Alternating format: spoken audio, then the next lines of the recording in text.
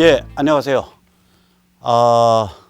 요새 뭐 이제 그 아주 시끄럽죠. 그러니까 이 책임론이 막 나오고 이제 탄핵파가 책임이냐, 친박이 책임이냐, 박근혜가 책임이냐, 뭐 자기들끼리 막 책임 공을 막 돌리고 난리가 아니에요. 이게 이제 그런 차원에서도 볼 수 있지만, 좀 더 문제를 심각하고 예리하게 봐야 될 것 같아요. 그거보다 좀 깊은 차원에서. 그래서 오늘 그 말씀을 좀 드리고자 합니다. 자료 한번 보시죠. 먼저 우리가 흔히 친박 하는데 이 친박이 어떤 세력인가 한번 보죠. 친박의 민낯은 이 박근혜 파리 영남 충청권 정치 자영업자들입니다. 그게 주축입니다. 그러니까 어저께도 잠깐 말씀드렸는데 박 대통령이랑 같이 사진 찍은 거, 같이 뭐 가까이 간 거. 옛날에 박 대통령이 그 대통령 시절에 국회에 갔을 때 그 범털 정치인끼리 지근거리에서 누가 붙어서 스냐를 가지고 서로 어깨 싸움에서 밀어내는 그런 사건도 있었어요. 그러니까 이제 그런 광경을 이 사람들은 이제 표를 먹고 사는 짐승이니까 죄송합니다. 혹은 존재니까 표를 먹고 사는 존재니까 그런 광경을 이미지에 자꾸 연출을 해야 자기 표밭을 다지기 유리하죠. 그래서 결국은 그런 차원이기 때문에 예를 들어서 그 사람들더러 야 그러면 친박의 정책과 노선을 뭐라고 말할 수 있어? 한 A4 한 절반으로 얘기해봐. 그럼 못해요. 그 다음에 지금 박 대통령이 갖은 오역을 쓰고 감옥에 가 있는 상태인데 박 대통령에 대해서 어떻게 평가해? 한 A4 한 절반에 걸쳐서 얘기를 해봐. 못해요. 예를 들어서 제가 그 태극기 집회에 처음 나간 게 2016년 11월경인데 그때 연설을 할 때 전부들 저 이전에는 사랑해요 대통령님 이러고서 장미꽃 뜨는 거밖에 없었다고요. 정치 위기잖아요. 박 대통령에 대해서 인격살인이 저질러지고 있잖아요. 그러면 박근혜라는 정치인이 어떤 특성과 업적을 가지고 있었는가 이걸 평가를 해줘야 될 거 아니에요. 근데 이런 것을 친박이 안 했다고요. 심지어 친박끼리 돈 모아서 박근혜 탄핵 사건에 관한 데이터베이스 하나 정리한 적이 있냐고요. 없잖아요. 그러니까 이 평가에 대한 고민이 전무하다고요. 그러니까 친박은 노선이 아니에요, 이거. 그냥 누가 박근혜 옆에 가서 사진 찍냐 이 놀이라고, 이 놀이판이에요. 그런 다음에 이 사람들이 그럼 보수주의의 핵심 미덕, 보수주의에 대해서 고민했냐? 아니에요. 어저께도 말씀드렸지만 보수주의는 정치 노선이기 이전에 일종의 삶에 대한 태도고요. 문화에 대한 태도예요, 이게. 생활 문화에 대한 태도예요. 그러니까 보수주의의 핵심 미덕, 예를 들어서 진실 존중, 공정 존중, 선악 판별, 선악 변별 이런 것에 대해서 이 사람들이 고민했냐? 고민한 적 없다고요. 그런 얘기 하는 사람이 없잖아요. 오히려 저 MB계나 뭐 이런 쪽은 뭐 말은 근사하게 하죠. 중도 보수, 실용 보수, 뭐 따뜻한 보수, 개혁적 보수. 근데 그 사람들 보수주의가 뭔지 에드먼드 버크의 책 혹은 그 미국의 보수주의를 에드먼드 버크는 영국의 한 200년 전에 영국에서 보수주의 정치 철학을 처음으로 정립한 사람으로 꼽히고요. 그 다음에 20세기에 미국에서 보수주의 정치 철학을 우뚝 세운 러셀 커크 이런 사람들의 책을 단 한 권이라도 제대로 읽질 않았다고요. 그래 놓고 입만 뻥끗하면 개혁 보수, 따뜻한 보수 그래요. 그래서 뭐 유승민이나 이런 김무성이나 이런 사람들 실용 보수, 중도 보수 이런 거 주장한 또 다른 사람들 이런 사람들 제가 귀를 붙잡고서 당신 에드먼드 버크 책에서 읽은 구절 중에 기억에 나는 거 5개만 얘기해봐. 못해요. 읽은 적이 없는데. 당신 러셀 커크가 어떤 사람인지 설명해봐. 못해요. 읽은 적이 없는데. 그러니까 이 인간들은 아냐 모르냐가 중요한 게 아니에요. 신문에 오늘 어떻게 제목이 자기 이름이랑 엮여서 날까. 그러니까 인생 전체가 그냥 떴다방이야. 굉장히 공허한 사람들이에요. 불쌍해요 보면. 인생이 떴다방이라니까요. 이게 뭐 친박이든 뭐 저기 뭐 반박이든 간에 비박이든 간에 혹은 뭐 저쪽도 당연히 그렇고요. 그러니까 보수를 얘기하려면 그렇게 공허한 얘기하면 안 되거든요. 공허하면 안 되거든요. 굉장히 공허해요. 그러니까 이러한 고민이 전부 없으니까, 그러니까 자기들이 친박으로서의 정책과 노선의 아이덴티티가 뭔가, 자기들이 친박으로서 지금 가진 오역을 지금 그 뒤집어 쓰고 감옥에 가 있는 박근혜라는 정치적 인물에 대한 평가가 뭔가, 그 다음에 아주 근본적으로는 보수주의의 핵심 정신이 뭔가, 이런 데 대한 고민이 없어요. 이런 고민이 없으니까 당연히 머리가 비었죠. 머리가 비었으니까 당연히 내가 왜 탄핵에 반대했지? 까고 보면은 그거 찬성했다가는 다음번에 재선 힘들 것 같으니까 반대했죠. 그러면 탄핵파에 대해서 요구할 것도 없잖아요. 탄핵에 찬성한 사람들은 그거 반대해야 자기들의 정치적 지평이 열린다고, 아니 탄핵에 찬성한 사람들은 탄핵을 해야 자기들의 정치적 지평이 열린다고 해서 한 것뿐이에요. 그러니까 이런 게임 하는 사람들이라니까요. 그게 공정한지 그게 진실된 건지 아무 개념이 없어요. 그러니까 결국은 친박이라는 거는 탄핵에 반대했다라는 점 외에는 아무런 정체성이 없는 맹탕, 정치 자영업자 집단을 뜻합니다. 그러니까 우리가 참 이제 그 뭐라 그럴까, 어떻게 보면 이제 절망스러운 거죠. 근데 우리가 왜 절망과 무기력에 빠지지 않냐? 다행히 박 대통령이 우리보다 더한 고난을 겪고 있으니까, 더한 고통을 받고 있으니까, 원래는 이 정도 되면요 아주 만정이 떨어져서 이민 가야 돼요. 근데 이제 이렇게 나라를 내팽개칠 수는 없어 해서 이제 뒤늦게 막 뭐 좀 이게 생활인들이 공부해 보려 그러고 생각해 보려 그러고 태극기 흔들려 그러고 그런 이제 증상이 나타난 거죠. 증상이라고 이제 표현할게요. 자, 그러면 그러니까 이런 자들에 대해서 무슨 특별히 책임을 물을 자격조차 없다고요. 아니 심신미약자가 사람 죽였을 때 너 형사처벌하겠다고 끌고 올 거예요? 거의 심신미약 상태인데. 그러니까 친박에 특별히 좀 책임 물을 것도 없다고 봐요. 그게 친박에 책임이 없다는 게 아니라 심신미약자들이에요. 대한민국의 정치권이라는 게. 그러니까 책임이라기보다 굉장히 무식하고 무지하고 무능한 그런 상태라고요. 저 아주 그냥 노골적으로 얘기하면. 그럼 이게 개인 역량의 한계야? 근데 가만히 보면 개인 역량의 한계가 아니라 한국 제도권 전체의 한계라고 보이는 거예요, 이게. 왜 그러냐면 안 그랬으면은 왜 조중동이 저렇게 설쳐서 인격살인을 했으며 왜 헌법재판관들이나 법조나 검찰이 저렇게 인민재판 같이 일을 했나, 이게 설명이 안 되잖아요. 그러니까 우리나라의 제도권 전체가 이거 뭐 제도권 상류층 지도층이라고 말할 조차도 차마 민망해서 그렇게 말하기 힘든 일종의 무식무지의 덩어리예요, 그냥 보면. 그러니까 이 참 뭐라고 이게 이제 굉장히 그런 면에서 이제 좀 절망스러운 상태인데요. 이런 상태니까 당연히 미중 전쟁과 북한 해방이라는 이 세계사적 혹은 인류사적 그런 거대 쓰나미가 무슨 의미를 가지는지, 그런 게 오고 있는지 여기에 대한 개념도 탑재가 안 돼 있는 거죠. 상황 파악이 안 되는 거죠.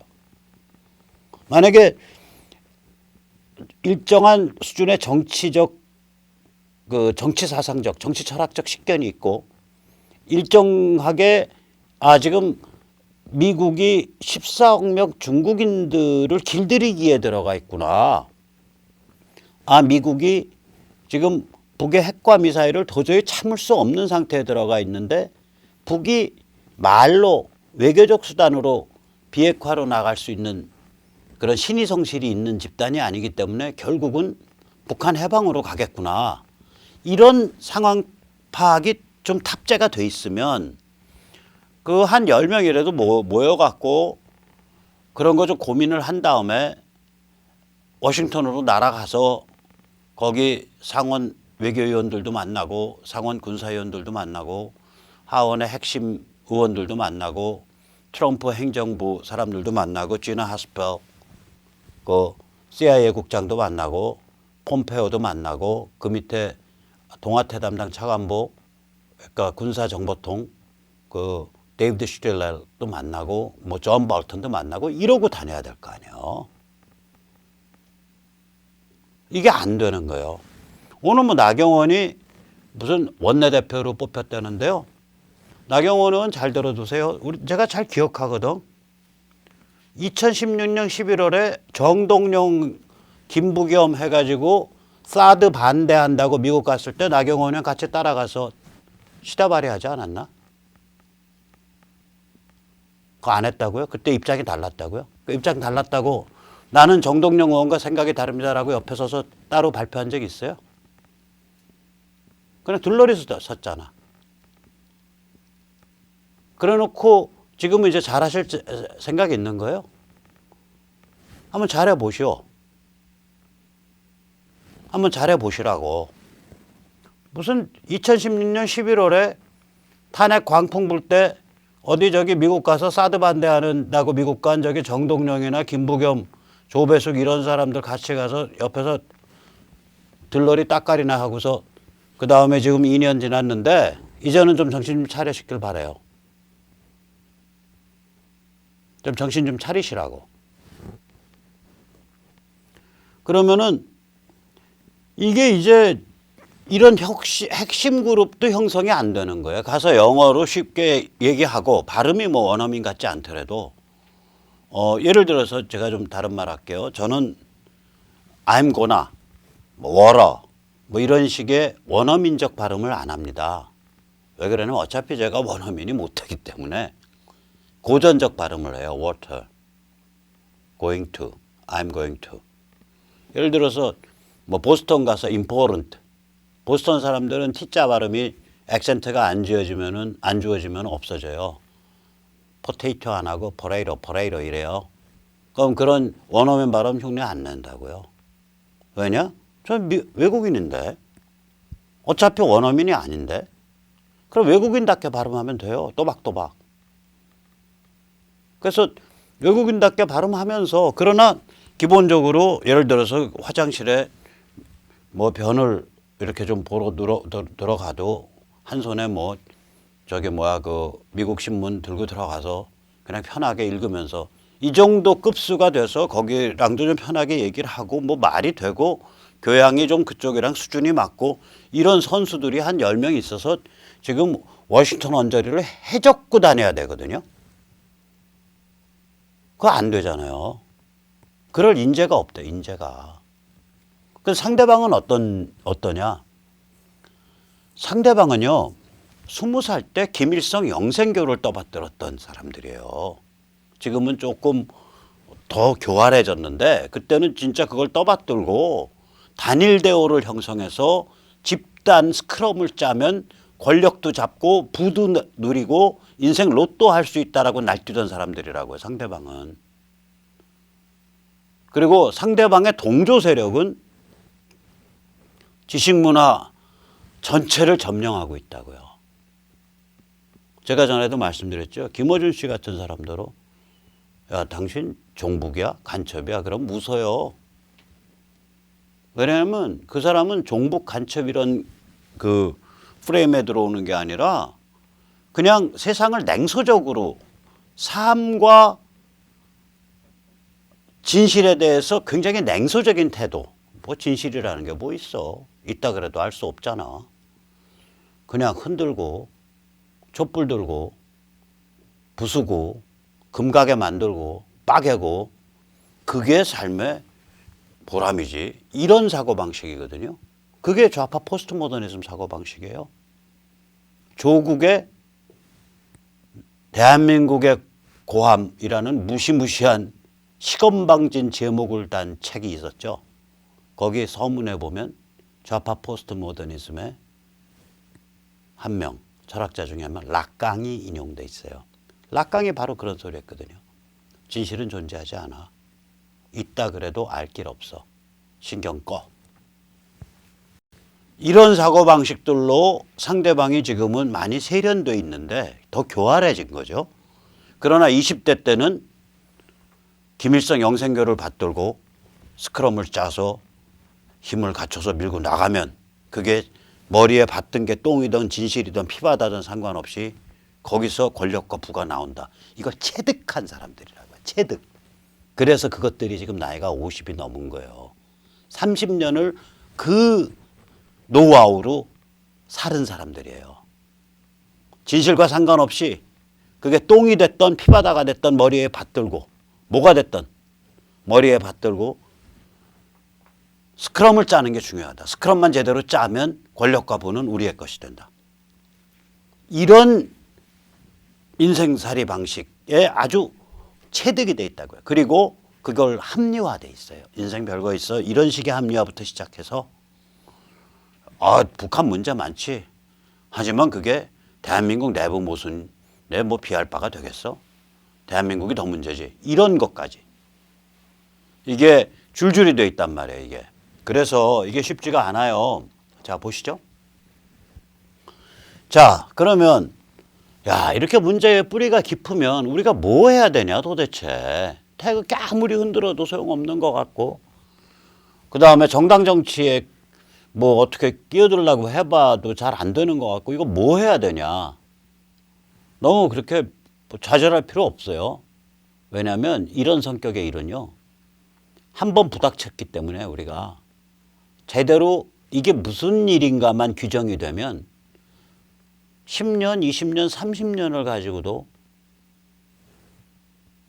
극복하면 돼요. 저는 뭐냐면 제일 중요한 건 소프트웨어라고 생각을 합니다. 이때 소프트웨어라는 건 뭐냐면 정치 사상이에요. 첫 번째 정치 사상이고요. 두 번째가 상황인식과 전략이에요. 하드웨어도 두 개가 있어요. 하드웨어 첫 번째가 자유시민의 유권자 조직, 자유시민의 집회, 태극기 집회. 하드웨어 두 번째가 정당 정치입니다. 다행히 우리가 워낙에 이 쇼크를 먹었잖아요. 아니 어떻게 이렇게 진실이 완전히 무시될 수 있지? 어떻게 조중동 같은 종편과 메이저 언론이 하루 종일 우리를 거짓으로 세뇌하려고 들지? 아니 어떻게 쓸만한 정치인이 이렇게 없지? 아니 어떻게 검사와 판사는 저렇게 철저히 망가져 있지? 우리 다 이런 문제잖아요. 지금 그 환멸이거든요, 일종의. 아니 대한민국이 이거 자유민주주의 공화국 맞아? 자유민주주의라면 개인의 존엄성이 보호가 돼야 되는데 사회 전체가 진실이 조롱받고 공정이 경멸당하고 있는 상태에서 어떻게 개인이 존엄성이 보호될 수 있겠어? 이런 근본적인 의심, 환멸이 우리를 여기까지, 딱 여기까지 혹은 여기까지 매일 들이키고 있는 거 아니에요, 매 순간. 근데 다행히 이 상태 같으면 원래는 완전히 절망해야 돼요.